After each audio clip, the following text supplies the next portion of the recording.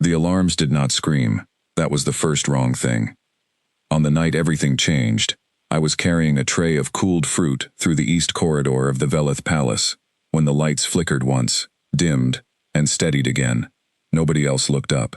The nobles never looked up for anything less than a full power failure. But I had spent 11 years inside these walls, learning every sound this palace was allowed to make, and a flicker like that was not on the list.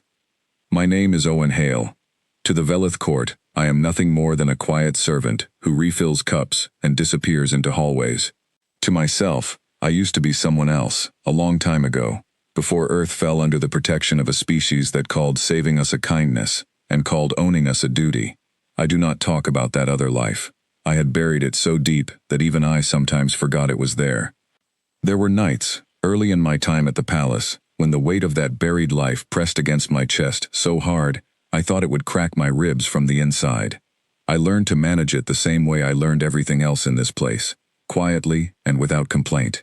I learned which hallways were coldest after midnight. I learned which nobles preferred silence and which preferred the illusion of company while they drank their evening wine.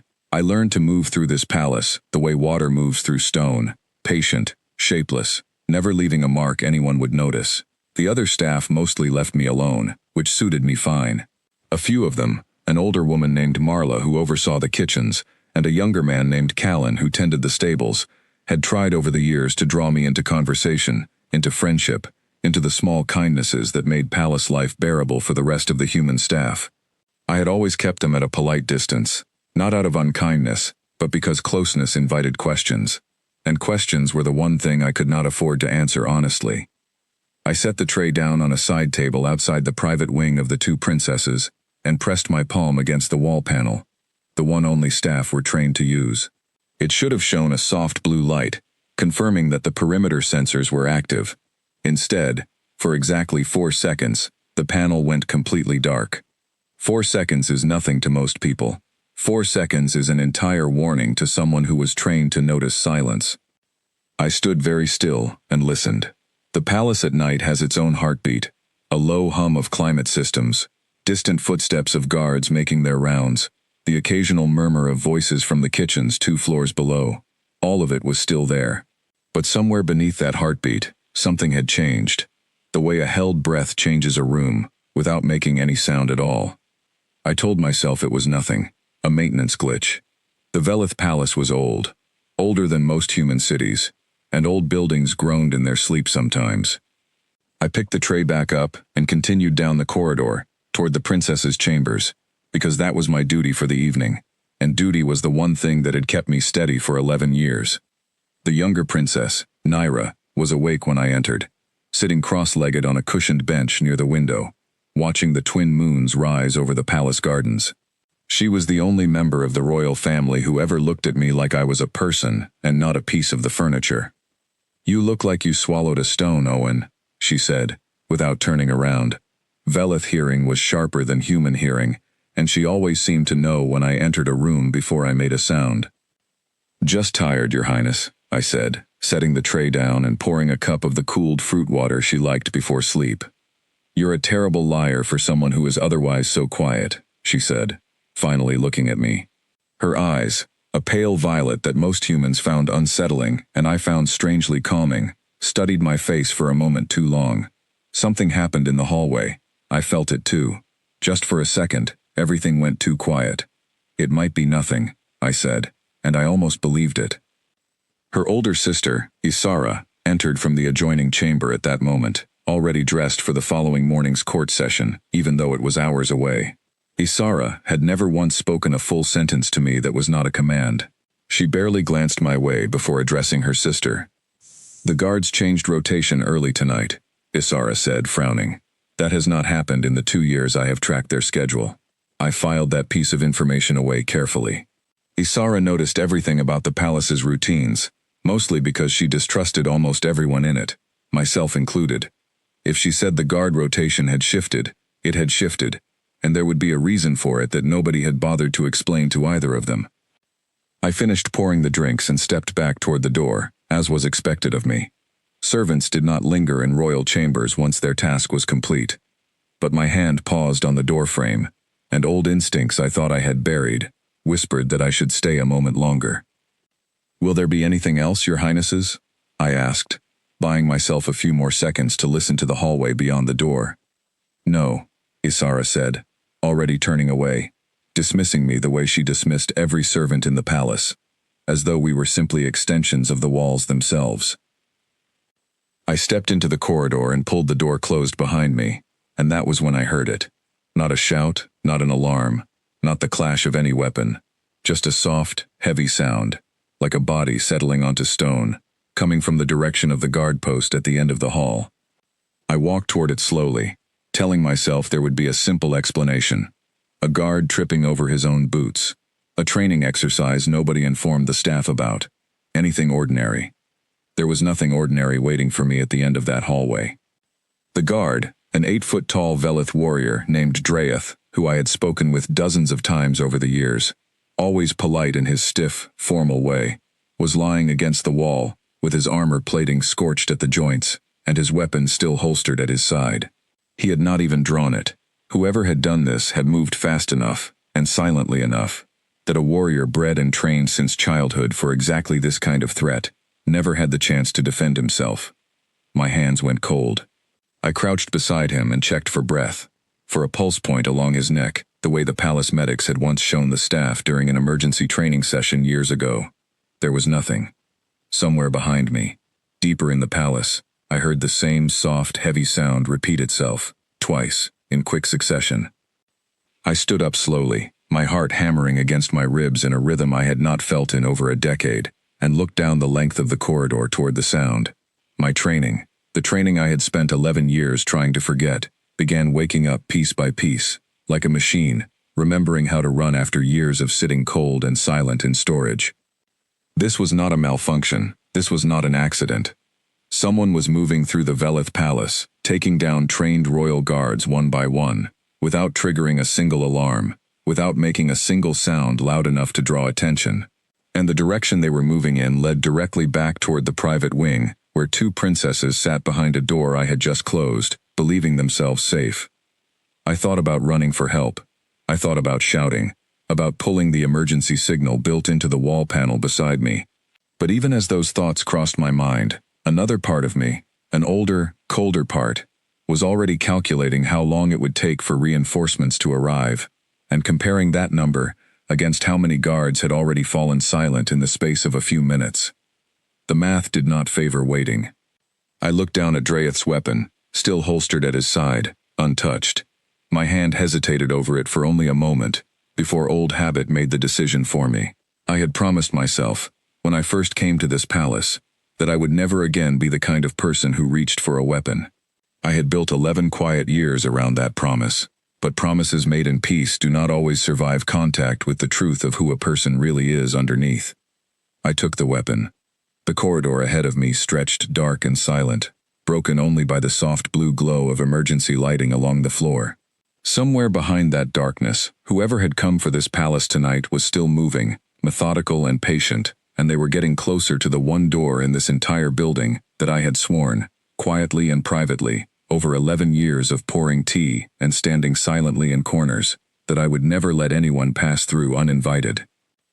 I turned back toward the princess's chamber and started walking, faster now, my pulse steady in a way it had not been steady in years, because whatever version of myself I had buried to survive as a servant in this palace was standing back up inside me, and it remembered exactly what to do when the guards had fallen, and no one else was left standing between danger and the people who needed protecting.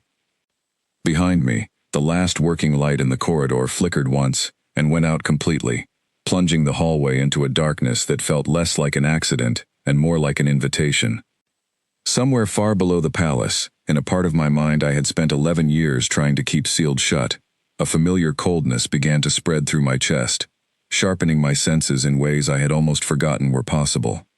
It was not fear exactly, though there was fear woven through it. It was something closer to recognition, the way a person recognizes an old scar when pressed against a familiar kind of pain. I had felt this coldness before, in another life, on another world, standing in hallways very different from this one but carrying the exact same silence before something terrible. I did not stop walking.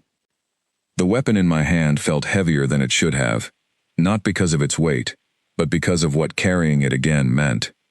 I moved down the corridor with my back close to the wall, the way I had once been trained to move through unfamiliar buildings, checking corners before crossing them, listening for the smallest change in the air. The palace comm system, usually filled with the low chatter of staff coordinating the next day's schedule, had gone completely silent. That silence told me more than any alarm could have. Someone had cut the communications the moment they breached the outer perimeter, which meant this was not a random attack. This was planned, and planned well, by someone who understood exactly how this palace worked from the inside. Along the way, I passed a narrow window overlooking the palace's outer courtyard, and what I saw through the glass made my stomach twist. The courtyard, usually patrolled by a rotating pair of guards throughout the night, stood completely empty. The guard post at its center, dark and abandoned. Whoever had planned this attack had not simply gotten lucky. They had studied this palace's routines with the same patience and precision I once used to study a target before ending a war for someone else. I thought briefly about the guard post's emergency beacon, a signal meant to summon the palace's full military response within minutes of activation. If I could reach it, this entire crisis might end before it truly began. But the beacon sat in the open courtyard, exposed on every side, and reaching it would mean abandoning the shortest path back to the princess's chamber. I could not risk that gamble, not when every second mattered, and the danger was moving closer to that door with every passing breath. I kept moving, faster now, my footsteps deliberately soft against the stone floor, old training reminding my body how to move without announcing itself. The servant corridors twisted through the palace like veins beneath skin, narrow and forgotten, and I used every turn I remembered to close the distance as quickly as possible. I reached the junction, where the servant corridor met the main hallway leading back to the princess's chamber, and I stopped cold. 2 more guards lay motionless near the junction, their weapons still holstered, their armor scorched in the same precise pattern I had seen on Draith. Whoever was doing this was not interested in a fight. They were interested in removing obstacles as quickly and quietly as possible, which meant they had a target, and that target was not the guards at all. I crouched beside the fallen guards just long enough to confirm what I already feared, then pushed the grief and the horror of it down into the same place I had buried every other hard thing in my life, because there was no room for either feeling right now. There would be time to feel something later, if there was a later. A soft mechanical whir echoed from further down the hall, followed by the faint hiss of a door being forced rather than opened. My stomach dropped. That was the sound of the outer door to the princess's private wing, the one I had walked through only minutes earlier, believing it was the safest room in the entire building. I broke into a run. The servant corridors of the Velith Palace were built centuries ago for a very different purpose than what I was using them for now. They were narrow, low-ceilinged passages meant to let human and lesser staff move unseen behind the grand architecture built for the taller Velith nobility. I had walked these passages thousands of times, carrying trays and folded linens. I had never once run through them with a stolen weapon in my hand, and my heart pounding loud enough that I was certain the entire palace could hear it. I reached a servant access panel that opened directly into a side alcove of the princess's main sitting room, one that most Velith guards did not even know existed, because they considered service passages beneath their notice. I pressed my palm against the release, and eased the panel open just enough to see through the gap. What I saw stopped my breath in my chest. 3 figures stood in the sitting room, tall and lean, wrapped in dark material that seemed to bend the light around them rather than reflect it. They moved with an unnatural smoothness, each step placed with total precision, the way predators move when they have already decided the outcome of a hunt and are simply enjoying the last moments before the end. These were not palace intruders working with crude weapons and desperate plans. These were professionals, and professionals like this did not come cheap, and they did not come without a very specific purpose.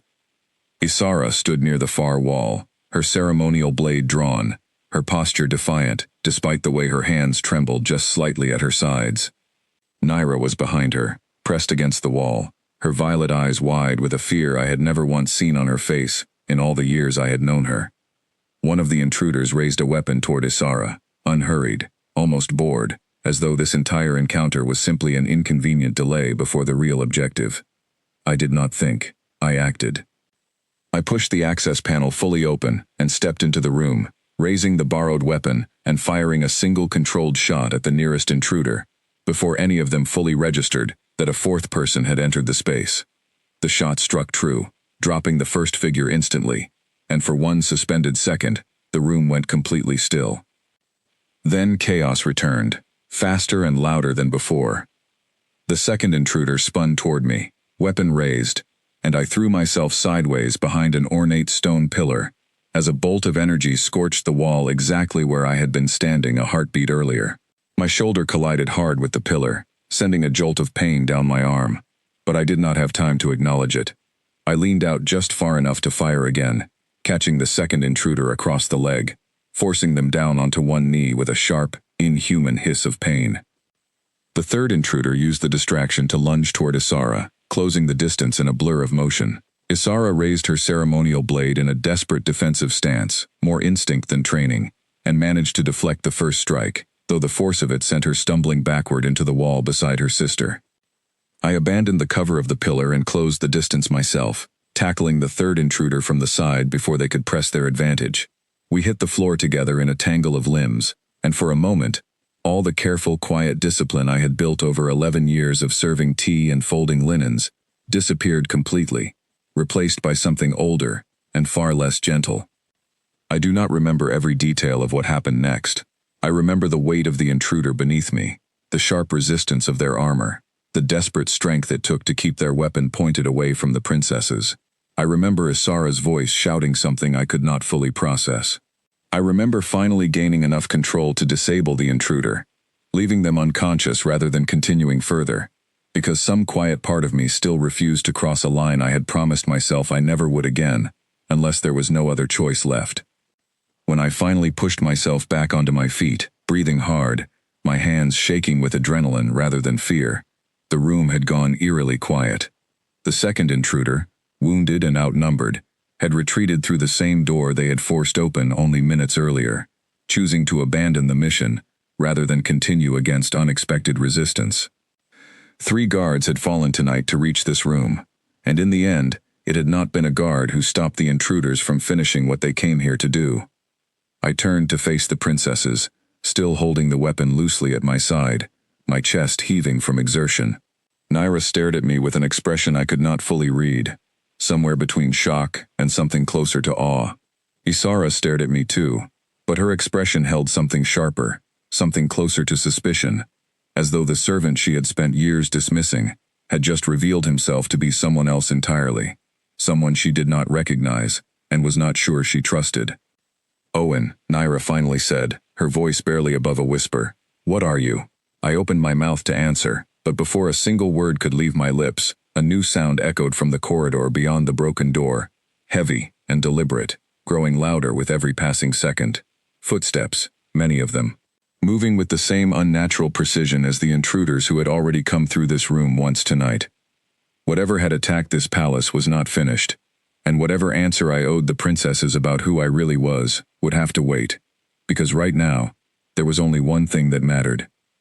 Getting them out of this room alive. "There's no time to explain," I said, already moving toward the door leading deeper into the private wing, away from the sound of approaching footsteps. "We need to move, now." For the first time in 11 years, Isara did not argue with a single word I said. She simply grabbed her sister's hand and followed. Behind us, the footsteps reached the sitting room, and a voice, cold and precise, spoke a single word, in a language I had not heard spoken aloud in over a decade. A language that belonged to a war I thought had ended long before I ever set foot inside this palace. My blood ran cold, because I understood every word of it, and it confirmed the one thing I had been desperately hoping was not true. This was not a random attack on the Velith royal family. This was personal, and somehow, impossibly, it had followed me here. For 11 years, I had told myself that the life I buried on Earth could never reach this palace, that distance and time, and a new name, were enough to keep the past exactly where it belonged. Standing in that doorway, listening to a voice speak words I had not heard since the final days of a war I thought I had escaped, I understood how badly I had underestimated the reach of the people I once fought against. They did not forget. They had simply been patient, waiting for the right moment. And that moment had finally arrived on a quiet night when I least expected it, in a palace where I had allowed myself to believe, just a little, that I was finally safe. Naira's hand found my sleeve, her grip tight and urgent, pulling my attention back to the present danger rather than the weight of old history. "Owen," she said quietly, "whatever that means, we can figure it out later. Right now, we need to move." She was right, and I forced the cold recognition down into the same buried place I had kept it for over a decade, because there would be time to face the full truth of it later, if we survived long enough to reach that later at all. I led the princesses through the private wing's inner hallway, away from the sound of the approaching footsteps, my mind racing through every service passage and forgotten door I had memorized over 11 years of quietly moving through this palace unnoticed. Being invisible to the Velith nobility had always felt like a small humiliation. Tonight, it might be the only thing that kept these two girls alive. "This way," I said, guiding them toward a narrow servant stairwell, hidden behind a tapestry, depicting some long-dead Velith monarch. Isara hesitated for only a second before following, pulling Naira along by the hand. "That stairwell does not exist on any palace floor plan I have studied," Isara said, her voice tight with a mixture of fear and disbelief as we descended into the dim, narrow space. "It exists," I said. "It was built for staff, generations ago, so we could move through the palace without being seen by anyone important enough to matter." The stairwell dropped several levels lower than I had expected Isara to realize, the stone walls pressing close on either side, lit only by dim emergency strips embedded along the base of each step. Our breathing echoed strangely in the enclosed space, and every few seconds I paused to listen for footsteps above or below us, my hand tight around the borrowed weapon. Halfway down, Naira's foot caught against an uneven stone step, and she stumbled forward with a small cry, before Isara caught her arm, steadying her against the wall. The sound, small as it was, seemed impossibly loud in the silence of the stairwell, and I froze, straining to hear whether it had drawn any attention from above. "I'm fine," Naira whispered, though her voice trembled slightly. "I'm sorry." "Don't apologize," I said quietly. "Just watch your footing, we're almost at the bottom." We reached the lower landing, without further incident, and I paused at the service door, pressing my ear against the cold metal, before easing it open just enough to check the corridor beyond. The bitterness in my own voice surprised me. I had never allowed myself to feel resentment about my position in this palace before, not openly, not even to myself, but adrenaline strips away the careful walls a person builds to survive, and right now, mine were crumbling fast. We reached the bottom of the stairwell, and I pressed my ear against the service door, listening for any sound on the other side, before easing it open into a narrow storage corridor lined with crates of linens and cleaning supplies. Familiar, mundane, and for the first time all night, silent in a way that felt safe rather than threatening. "We need to keep moving," I said, stepping through and holding the door for the princesses to follow. "The main exits will be watched. We go through the old kitchens, out to the garden service gate. It's slower, but it's not obvious." "You know this palace better than the guards who are supposed to protect it," Isara said, and this time there was no dismissal in her tone, only quiet, unsettled realization. "I've had a long time to learn it," I said, which was true, and also not the full truth, and she seemed to understand that without me needing to say anything more. Naira had been quiet since the sitting room, her earlier composure replaced by a kind of stunned focus, her eyes tracking every movement I made, as though trying to memorize a version of me she had never seen before tonight. "The way you fought back there," she finally said, her voice hushed as we moved deeper into the storage corridor. "That wasn't something you learned serving tea, Owen." "No," I admitted, "it wasn't." I did not offer more than that, and to my relief, neither sister pushed for further explanation, not yet, though I could feel the questions building behind both of their expressions, waiting for a safer moment to be asked. We moved through the storage corridor and into the old kitchens, a section of the palace that had been replaced by a newer, more modern facility years earlier, and left mostly abandoned, except for overflow storage. The air here smelled of dust and old stone, and every sound felt amplified in the emptiness. I kept the borrowed weapon raised and ready, scanning each doorway before we passed through it, my senses stretched thin and alert, in a way I had almost forgotten was possible. We were halfway across the old kitchen when a shape detached itself from the shadows near the far wall, moving with the same unnatural precision as the intruders from the sitting room. I shoved both princesses behind an overturned prep table and raised my weapon just as the figure lunged.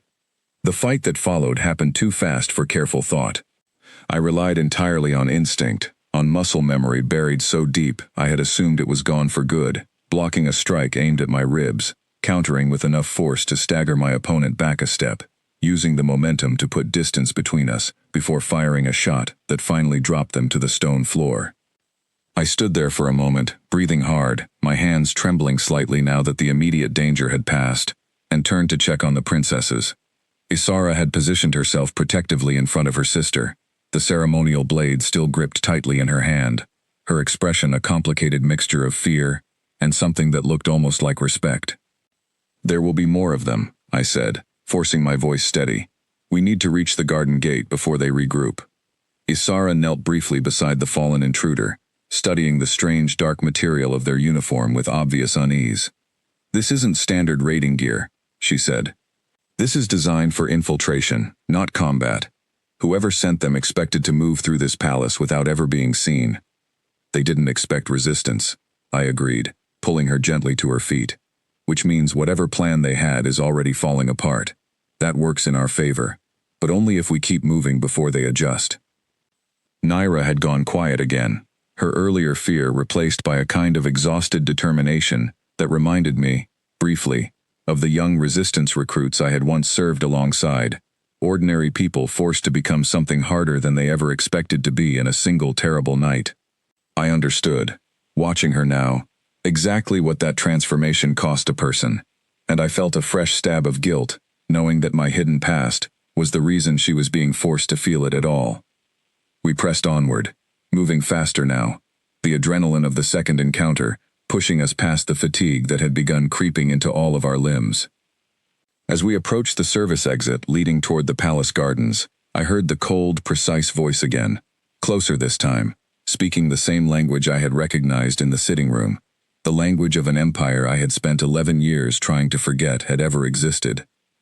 I froze. "Owen," Naira whispered, noticing the change in my expression immediately.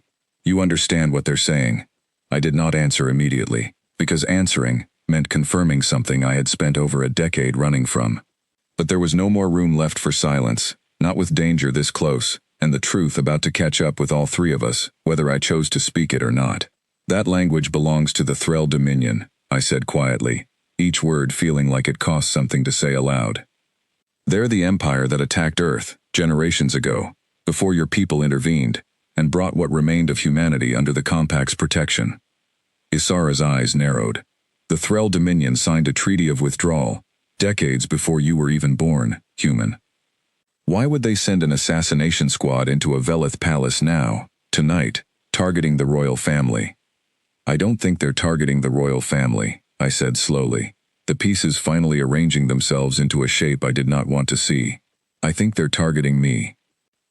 Both princesses stared at me in stunned silence. "That's impossible," Isara said, though her voice carried less certainty than her words. "You're a servant." "I wasn't always," I said, and for the first time in 11 years, I allowed myself to say the words I had buried the deepest. "Before the Compact placed me in this palace, I served in the last human resistance unit that fought against the Threll Dominion during the final years of the war. I was not a soldier like the others.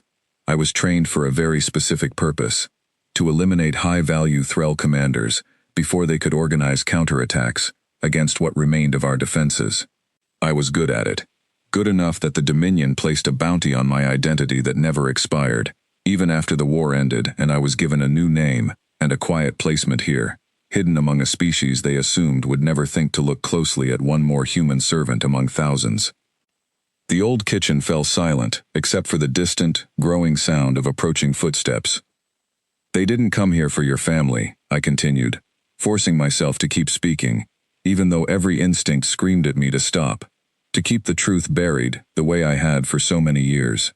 "They came here because somehow, after all this time, they found out where I was hiding, and now the guards who died tonight, and the danger both of you are in right now, all of it happened because of me." Naira's expression shifted from shock into something gentler, something I had not expected. "You're not responsible for what they did, Owen. You're the reason we're both still alive." Isara said nothing for a long moment, studying my face with an intensity that made me want to look away. Then, finally, she spoke, her voice quieter than I had ever heard it. "Whoever you were before this palace, whatever name you carried, none of that matters right now. What matters is that you know how to survive this, and we don't, so tell me what to do." Something in her tone had changed completely, and for the first time in 11 years of serving this family, I felt like I was finally being seen as a person, rather than a fixture of the palace walls. "We reach the garden gate," I said. "From there, we get to the lower transit tunnels beneath the palace grounds. If we can reach the tunnels, we can put enough distance between us and them to reach the outer guard station before they catch up." "And if we can't reach the tunnels in time?" Isara asked. I met her eyes steadily, the weapon still gripped tightly in my hand, every old instinct I had buried finally standing fully awake inside me after 11 long years of silence. "Then I make sure they go through me first," I said, "whatever it takes." Isara studied me for a long moment, her expression unreadable in the dim light of the old kitchen. 11 years, and none of us ever thought to ask why the quiet servant moved through this palace, like he already knew every one of its secrets. She said quietly, "I should have asked, maybe then tonight would have unfolded differently." "Maybe," I said, "or maybe the only reason any of us are still standing is because I spent 11 years hiding a truth none of us wanted to face. There isn't time to know which version would have been better. There's only time to survive the one we're actually living through." She nodded slowly, some of the old sharpness returning to her expression, though it no longer felt aimed at me the way it once had. "Then let's survive it." The footsteps behind us grew louder, closer, no longer trying to disguise their approach. Whoever commanded this Thrall strike team had realized their targets were still moving, and patience was no longer part of their strategy. We ran. The garden gate stood only a short distance away, but every step toward it felt longer than it should have, weighed down by the sound of pursuit closing in behind us. I kept both princesses moving ahead of me, positioning myself as the last line between them and whatever was coming through the old kitchen doorway we had just abandoned. We burst through the garden gate, into the cool night air, the twin moons casting pale light across the manicured hedges and stone pathways that Naira had been watching from her window only an hour earlier, back when the palace still felt safe.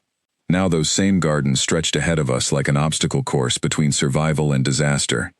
"The transit tunnels are beneath the east fountain," I said, pointing toward a large ornamental fountain visible in the distance, its water catching fragments of moonlight.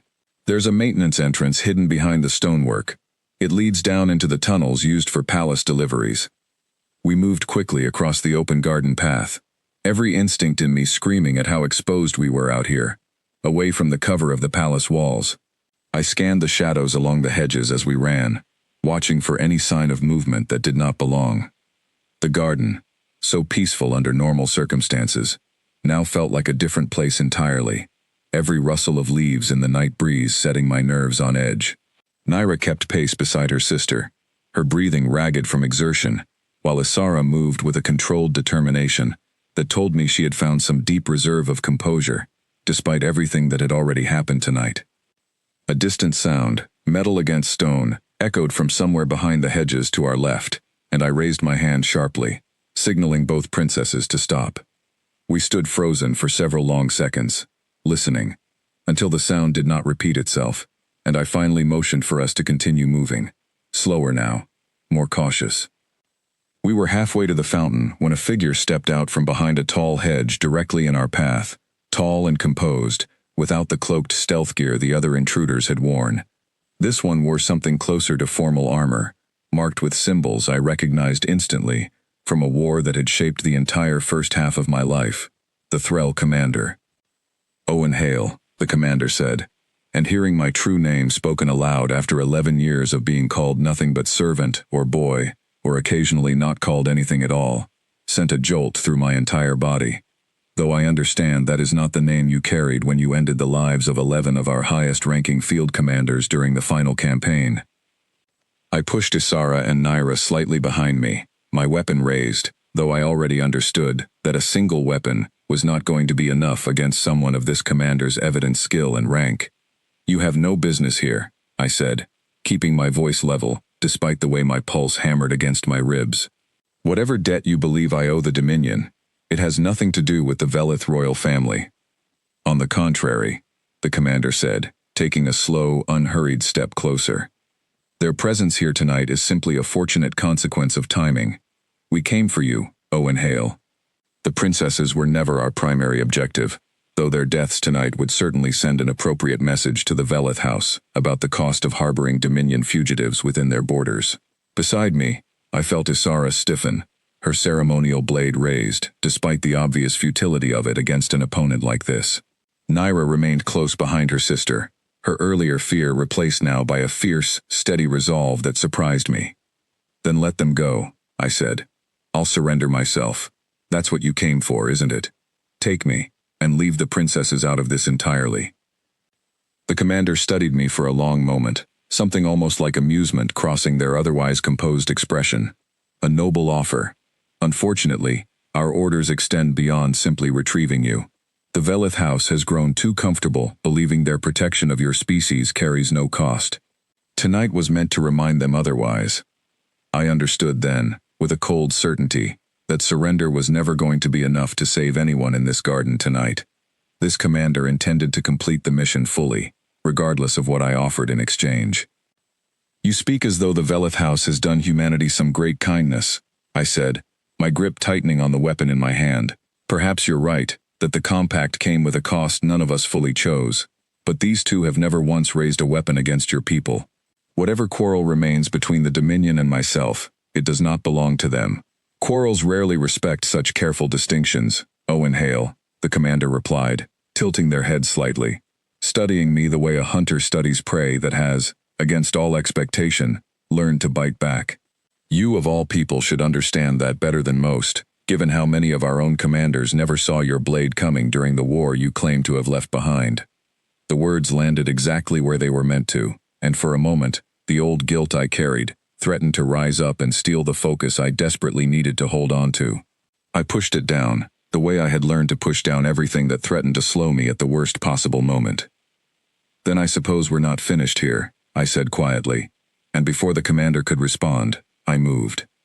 I do not remember consciously deciding to attack first.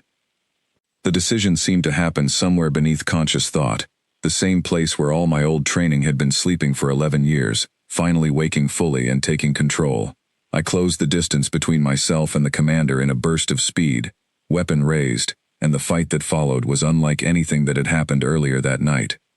The commander was fast, faster than the other intruders had been, blocking my first strike with practiced ease, and countering with a blow that caught me across the ribs hard enough to steal the breath from my lungs.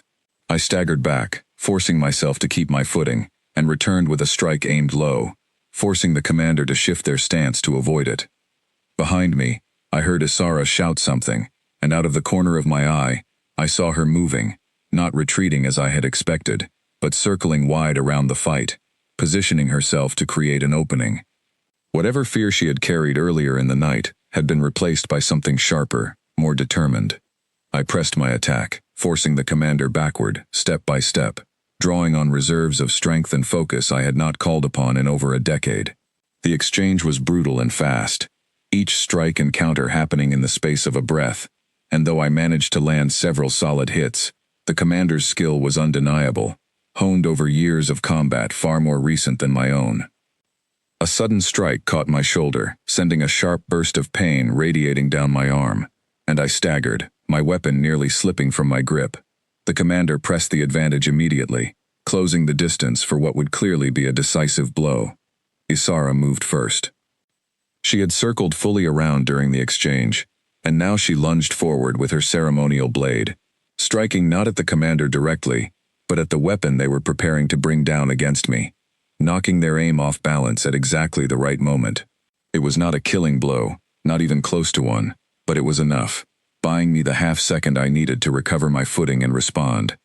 I drove forward with everything I had left, using the opening Isara had created, and finally landed a decisive strike that dropped the commander to one knee, their weapon clattering against the garden stones. For a moment, The garden fell completely silent, except for the sound of our combined ragged breathing. The commander knelt there, wounded but not defeated, their eyes fixed on me with an expression that held no fear, only cold calculation, already recalculating whatever remained of their mission. "You have grown soft here, Owen Hale," the commander said, forcing the words out despite their labored breathing. 11 years hiding among a species too proud to see what you truly are, and yet somehow, you still remember exactly how to kill. "I remember," I said, my voice steady, despite the exhaustion pulling at every muscle in my body, because I never forgot what happens when people like you decide the lives of others do not matter. But I also remember why I stopped, and I am not going to become that person again tonight, no matter how much you want me to. I stepped back, weapon still trained on the commander, but I did not deliver a final blow. Some quiet, stubborn part of me still refused to become the version of myself the Dominion had once shaped me into, even now, even after everything that had happened tonight. In the distance, finally, I heard the sound I had been waiting for since the beginning of this entire ordeal, the rising hum of palace security vehicles, engines cutting through the night as reinforcements finally converged on the garden. Whatever jamming had silenced the palace's systems earlier had clearly broken, and the full weight of the Velith Royal Guard was about to arrive. The commander heard it too. Without another word, they rose unsteadily and retreated into the shadows of the garden hedges, disappearing before the first security vehicle rounded the corner toward us. I lowered my weapon slowly, my entire body trembling now that the immediate danger had finally passed, and turned to check on the princesses. Naira rushed forward first, throwing her arms around me in a hug so unexpected that I nearly stumbled backward from the force of it. "You're bleeding," she said, pulling back to examine the wound on my shoulder with obvious concern. "I'll survive," I said, and for the first time all night, I actually believed it. Isara stood a short distance away, still holding her ceremonial blade, staring at me with an expression that had transformed completely from where it started, at the beginning of this night. Gone was the dismissive coldness she had always carried toward the palace staff. In its place was something quieter, more complicated, the beginning of genuine respect between two people who had just survived something together that neither of them would ever fully forget. "You saved our lives tonight," Isara said finally, her voice carrying none of its usual sharpness. "More than once." "You saved mine too," I said, glancing at the blade still in her hand. "That strike against the commander's weapon. If you hadn't moved when you did, that fight would have ended very differently." Isara looked down at her blade, seeming almost surprised by her own actions and the chaos of the moment, then looked back up at me with something new in her expression, something that had not existed between us before tonight. The security vehicles finally reached the garden, guards pouring out to secure the perimeter, medical staff rushing toward us to assess our injuries. In the sudden flood of activity and noise, I allowed myself, for just a moment, to feel the full weight of everything that had happened, the guards who had fallen, the truth I had finally spoken aloud after 11 years of silence, the strange, fragile new understanding growing between myself and two princesses who had spent years barely acknowledging my existence. The night was not over yet. There would be questions to answer, an entire palace to reassure, and a truth about my past that could no longer be hidden now that it had been spoken aloud in front of witnesses who would certainly report it to the Velith court by morning. But for the first time in 11 years, I did not feel like I needed to hide any of it. By the time the medical staff finished treating the wound on my shoulder, the sun had already begun rising over the palace gardens, casting long golden light across the same stone pathways that had been filled with danger only hours earlier. The Velith Royal Guard had swept the entire palace grounds twice, confirming that the remaining Threll operatives had retreated fully, leaving behind only their fallen and the wreckage of a mission that had failed in its final moments. Word of what happened during the night spread through the palace faster than anyone could have predicted, moving from guard to staff to noble in a matter of hours. By mid-morning, I found myself summoned not to some quiet side chamber as I had expected, but directly to the Grand Council Hall, where the full Velith court had gathered to hear a formal account of the attack. I stood at the center of that hall, still wearing a servant's uniform because it was the only clothing I owned, surrounded by nobles who had spent 11 years looking through me as though I did not exist. Now every eye in the room was fixed directly on me, and the weight of that attention felt heavier than any physical wound I had carried out of the garden the night before.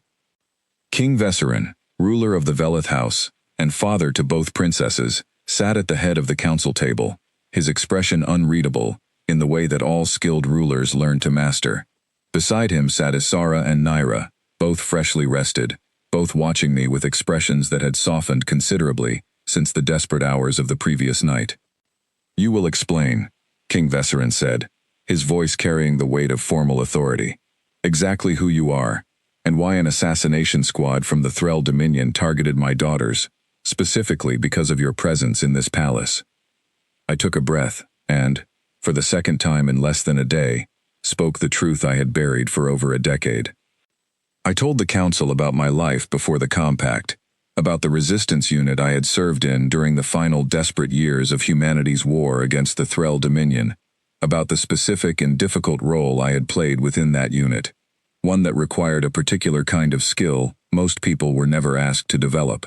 I told them about the peace that eventually came, fragile and uncertain, and about the quiet placement arranged for those of us whose skills made peace especially complicated to navigate.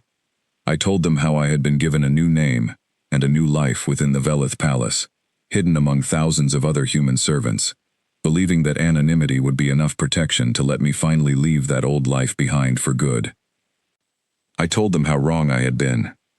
A few members of the council exchanged uneasy glances as I spoke, particularly when I described the specific nature of the missions I had once carried out during the final years of the war. One older noble, seated near the back of the hall, muttered something under his breath to the noble beside him, and though I could not make out the exact words, the tone was unmistakably one of discomfort. I understood their unease. The version of humanity they had grown accustomed to seeing within these walls was quiet, obedient, and harmless. What I described was none of those things, and it clearly unsettled more than one person in that room to learn how much they had misjudged the servants moving silently through their halls for generations. Isara, seated near her father, watched me throughout the account with an expression I had come to recognize over the past night and morning, something steady and appraising, no longer clouded by the old dismissiveness that had once defined how she looked at me. The council hall remained silent throughout my account, nobles who had never once acknowledged my existence now listening with complete attention to every word. When I finished, the silence stretched even longer, heavy with the weight of everything that had just been revealed. Finally, King Vesserin spoke. "You endangered this palace by your presence within it. I did not choose for the Dominion to find me," I said, keeping my voice steady despite the accusation. "But I understand, if my presence here now carries risk, that this house did not previously account for. If removing me from this palace protects your family from further danger, I will accept that consequence." Before the king could respond, Isara rose from her seat, her voice carrying clearly across the entire council hall. "With respect, Father, removing Owen from this palace does not eliminate the danger. It simply removes the one person who proved capable of standing against it, when our own royal guard could not." Murmurs rippled through the gathered nobles at her words. Isara continued, undeterred. "Last night, 3 trained Velith guards fell within minutes to that strike team. It was Owen, a human servant this entire court has spent years dismissing as beneath notice, who stood between myself, my sister, and an enemy that our own defenses failed to stop. I do not believe punishing him for surviving that encounter serves this house well, regardless of whatever old debts he carries." Naira rose as well, adding her voice beside her sister's. "Owen has served this family faithfully for 11 years, long before any of us understood what he was truly capable of. That loyalty should count for something, especially now." King Vesserin studied both his daughters for a long moment, then turned his attention back to me, his expression shifting into something more contemplative than it had been at the start of the council session. "The Threll Dominion violated the terms of their withdrawal treaty by sending an armed strike team into Velith territory," the king said slowly. "That is a matter this house will address through appropriate diplomatic and military channels, regardless of the specific reason behind their presence here. As for you, Owen Hale, it seems my daughters believe your continued presence within this palace serves us better than your absence." He paused, studying me carefully. "What say you? Would you remain within these walls, knowing the Dominion may attempt to reach you again?" I glanced briefly at Isara and Naira, both watching me with expressions that held none of the distance that had defined our relationship for the past 11 years, then looked back at the king. I have spent 11 years believing my only value within this palace was measured by how quietly I could disappear into its walls, I said. Last night proved that belief wrong, in ways I am still trying to fully understand. If this house will have me, I would rather stand openly, as whatever use I can be, than continue hiding a truth that nearly cost 2 lives I have come to care about deeply. The council hall fell silent again, though this silence felt different from before, less accusatory and more contemplative. King Vesserin finally nodded slowly. Then it is decided, he said. Owen Hale will remain within Velith Palace, though not in his previous capacity as household servant. Given the skills you have demonstrated, and given my daughter's evident trust in your judgment, you will be assigned formally to their personal protection detail, with full authority equal to any ranking member of the Royal Guard. The announcement sent a fresh wave of murmurs through the gathered nobles, some clearly surprised by the sudden elevation of a human servant into a position of genuine authority within the palace. I felt the weight of that decision settle over me slowly, an entire life's worth of quiet invisibility finally giving way to something else entirely. In the days that followed, the palace slowly returned to its normal rhythm, though nothing about my place within it remained the same as before. I no longer carried trays through quiet corridors, or stood silently at the edges of rooms waiting to be noticed. Instead, I walked openly beside Isara and Naira through the palace halls, my presence acknowledged rather than overlooked, my past no longer a secret I carried alone. Isara and I developed an understanding neither of us could have predicted before that night in the garden, built not on the formal distance between royalty and servant, but on the shared experience of having survived something together that changed how we each saw the other completely. Naira, who had always been kinder toward me than most, now spoke openly about the night in the garden, as though it had cemented something between us that words alone could never fully capture. The Velith court, once so quick to dismiss the value of the human servants living quietly within their walls, began slowly reconsidering assumptions they had carried for generations. Word of what happened that night spread beyond the palace itself, reaching other Velith households and eventually other human communities living under the protection of the Compact. For the first time since Earth had fallen under Velith protection, humanity was being seen not simply as a species in need of saving, but as something the Velith house had perhaps been quietly underestimating all along. A few days after the council session, Naira found me practicing in one of the palace's old training yards, a space normally reserved for the royal guard that had, since my new appointment, quietly opened its doors to me as well. She watched from the edge of the yard for several minutes before finally stepping closer. "You move differently here," she said, "than you did carrying trays through the hallways all those years." This was always closer to who I actually am, I admitted, lowering the training weapon in my hand. I spent a long time pretending otherwise. "Do you regret it?" she asked. Pretending, I mean, all those years. I considered the question honestly before answering. I regret how lonely it made me. I don't regret keeping both of you safe, from a truth that might have frightened you before you were ready to understand it. Maybe that makes me a coward, maybe it just made me careful. Naira shook her head slowly. I don't think it makes you either of those things. I think it makes you someone who was waiting for the right moment to stop hiding. I'm glad that moment finally came, even if I wish it hadn't cost so much to get there. We stood together in the quiet training yard for a while after that, saying little else, though the silence between us no longer felt like the careful distance of a servant and a princess. It felt like something closer to friendship, the kind that had been quietly building for years beneath the surface of every small kindness she had shown me long before anyone else in this palace thought to notice I existed at all. One evening, nearly 2 weeks after the attack, I found myself standing near the same garden fountain, where the final confrontation with the Thrall commander had taken place. The wound on my shoulder had mostly healed, though a faint scar remained, as a permanent reminder of everything that had changed that night. Isara approached quietly, standing beside me, as we both looked out over the peaceful garden, now fully restored to its former calm. "The Council has opened formal proceedings against the Dominion for violating the withdrawal treaty," she said. "Your testimony will be needed when the time comes." "I understand," I said. "I'm ready to give it." She was quiet for a moment, studying the fountain ahead of us. For 11 years, I looked at you and saw nothing worth noticing. I regret that now, more than I think you realize. You don't owe me an apology, I said. The role I played in this palace was exactly the role I chose to play. I wanted to be invisible. I built that invisibility carefully, for reasons that made sense to me at the time. And now? She asked. I considered the question honestly before answering. Now I think I spent 11 years hiding from a version of myself I was ashamed of, believing the only way to make peace with what I had done during the war was to disappear completely. But standing in that garden with you and Naira, fighting to protect something I had genuinely come to care about, made me realize that hiding was never the same thing as healing. Isara nodded slowly, seeming to understand the weight of what I had just admitted. For what it's worth, I do not see the person you were during the war when I look at you now. I see the person who stood between my sister and myself, and an enemy far more dangerous than anything our own guards could handle. That is the person this palace needs, Owen. Not a servant hiding in the shadows, and not a soldier from a war that ended long ago. Simply someone willing to stand and protect the people who matter to him, without hesitation, regardless of the cost. We stood together in comfortable silence as the sun began setting over the Velith Palace gardens, the twin moons already beginning their slow ascent into the darkening sky above us.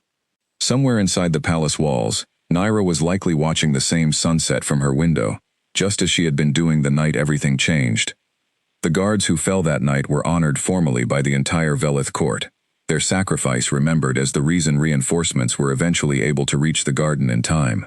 But it was the quiet servant who had spent 11 years disappearing into the palace walls, who finally stood as the true line between two princesses and the doom that had come looking for them in the dark.